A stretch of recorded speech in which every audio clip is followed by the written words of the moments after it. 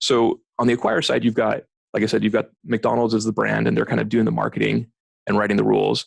And then below them, you've got, just like McDonald's has franchise owners, you have, in the payment processing side, you have sponsor banks or member banks, right? And so they're members of the payment processing credit card associations, right?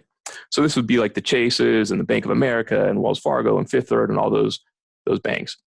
And the thing is, those banks, they basically, Visa, MasterCard say you can do effectively anything that's legal and doesn't damage the brand, and a few other rules that are kind of overarching rules.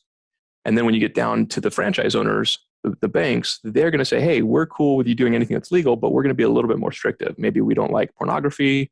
Maybe we don't like supplements. Maybe we don't like certain offer structures, extended term. There's certain risks that are out there that they're like, all kinds of different categories. Yeah. There's a saying, every warning sign is written in somebody's blood. Have you ever heard that? Yeah, somebody got slaughtered somewhere, and then now that's the new level. Careful sharks, right? And it's like, okay, don't go swimming here. Why? Because somebody got bitten by a shark and they died or whatever, right? So I kind of have a saying in payment processing: every restricted list is written in somebody's loss. And so banks are usually fine until they take a big fat loss, and then they're like, hell no, we're not doing that anymore. Completely move out of that category. And so that's what the member banks will do, is they'll get a little bit more narrow on what they'll take. And then below them, instead of having store locations, you're going to have payment processors. And these would be guys like PaySafe or Humboldt or Chase Payment Tech. It's a division of Chase.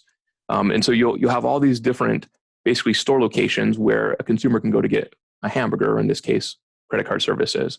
And so one of those store locations would be Stripe or PayPal.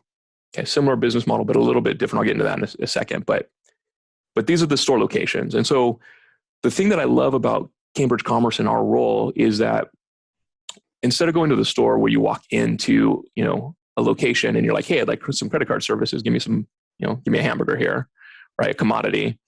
The guy at the counter is basically a sales rep, right? That's the guy taking your order, setting up your credit card services. And sometimes it's an automated system like Stripe where you just fill in your information online and boom, instant approval or decline or whatever, and away you go. Other times it's a guy who's, talking to you, finding what you feel like, oh, I'm not sure, what do you have that's new or whatever. And so then they'll give you a little bit more details about, what's available and how to get it. Be sure to subscribe and hit the bell for notifications about new videos and interviews. And introduce yourself in the comments. Are you a buyer or a seller?